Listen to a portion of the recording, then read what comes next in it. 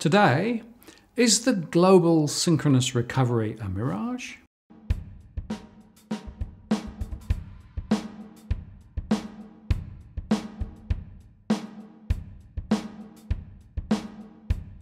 Hello again, I'm Martin North from Digital Finance Analytics. Welcome to our latest post covering finance and property news with a distinctively Australian flavour. Today, I want to talk about an important post from Zero Hedge. I will include the link below, talking about the apparent effort to talk up the so-called global recovery. Things may not be what they seem, and if true, then our scenario 4 comes a little closer with all the ramifications which we've already discussed. To start then, just over a month ago, in what seemed to be an effort to keep the dream of a global synchronous recovery narrative alive, Morgan Stanley attempted to show that the link between China's declining credit impulse and the global economy, which we are constantly being told is ebullient, has now been severed and that all is well in the world. Their chief Asia economist began by confirming that if you had been able to reliably pick the key global macro variable over 2012 to 16, China's credit impulse would have been your choice because of the incredibly tight link between the credit impulse and China's growth cycle, emerging markets, exports, global growth, and commodity prices meant that it would have accurately predicted the direction of almost all other global macro variables that mattered, with about a 6 months lead time. China's credit impulse, or its leverage cycle, was the only game in town back then. With global aggregate demand weak, as developed markets were deleveraging and emerging markets were adjusting, the change in China's credit impulse was the most significant driver of the global economy. However, in a striking claim that breaks with precedent and which, if correct, suggests a historic change in the relationship between China's credit creation and its impact on global markets and economies, the Morgan Stanley economist then writes that the link between China's credit impulse and the global economy has now been broken, and justifies his answer as follows. China's tightening has not had a material impact on the growth cycle either in China or globally, even though its credit impulse began to weaken about 24 months ago. As deleveraging and adjustment headwinds recede, the recoveries in domestic demand in both developed markets and emerging markets have emerged as additional global growth engines. However, Goldman Sachs disagrees, warning that things are about to get a lot more problematic for that global synchronous recovery narrative as China's collapsing credit impulse wriggles its way through the economy. Since 2008, there have been 2.5 distinct cycles in China credit. They are clear to see if you plot net credit flows from lenders to borrowers against nominal IP growth in China. Lower net credit flows from lenders to borrowers weigh on future activity growth. And we can see how peaks and troughs in net credit flows from lenders to borrowers tend to systematically predict growth, outperformance, underperformance over a short period of time, but then growth, underperformance or overperformance over a longer horizon.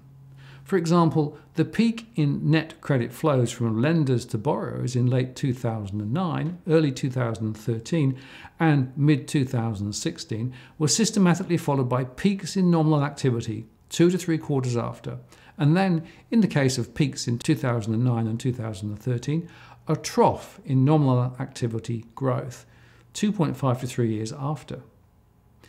In our empirical estimations, we attempt to measure this predictable lag between peaks in net credit flow from lenders to borrowers and nominal activity growth. Credit boost to China activity peaked in mid-2017 and has declined since. With the result of our modelling exercise in hand, we can simulate the net impact of changes in the net credit flow on past and future activity growth. Armed with the stylised impact of shocks to credit flow on activity growth, we can sum up the effects from the historical path of changes in the net credit flow to generate an aggregate growth impact of net credit flow for every period. The conclusion is that net credit impulse to activity growth is likely to slow over the coming year. This suggests that net credit flows were a substantial drag on growth in late 2014 and 2015 as new borrowings deaccelerated and debt service costs rose. Therefore, as net credit flows rose in mid-2015 as net borrowings accelerated and debt servicing costs fell, this provided a meaningful boost to activity growth. The positive credit impulse on nominal activity peaked in mid-2017, about a year after the peak in net credit flows, and has declined since. And results for real activity growth are very similar. The credit impulse should continue to push activity growth modestly weaker in our base case of a stabilisation in new borrowings at current levels. What can we expect for activity growth going forward? Well, the pre-specified path of debt service already bakes some impacts in the cake. We evaluate some scenarios on the future path of new borrowings in the economy to estimate the net activity impact going forward. In our base case, where new borrowings stabilise at current levels, net credit flows would gradually decline as debt service costs rise, dragging nominal growth lower by around 70 basis points from plus 30 basis points above trend to down minus 40 basis points below trend, and real growth lower by 20 basis points from plus 5 basis points above trend to minus 15 basis points below trend over the next 12 months. In practice, this scenario is in line with our expectation on the policy stance, i.e. that the government will continue to tighten policies in targeted areas such as on shadow banking products, local government irregular borrowings, etc., while keeping the broad monetary policy accommodative and lowering interest rates to offset some of the targeted tightening effect. The growth impacts in our base case are broadly in line with our current forecast of modestly slower nominal and real GDP growth over the next year, with more negative impacts on activity should new borrowings continue to accelerate at the same rate as since 2016. In a bearish case, new borrowings continue to deaccelerate at the same pace that they have done since mid-2016, and net credit flows decline more sharply than in our base case. In practice, this case could emerge if the government over-tightens on shadow banking products or local government's irregular borrowings and does not sufficiently substitute these borrowings with other standard credit.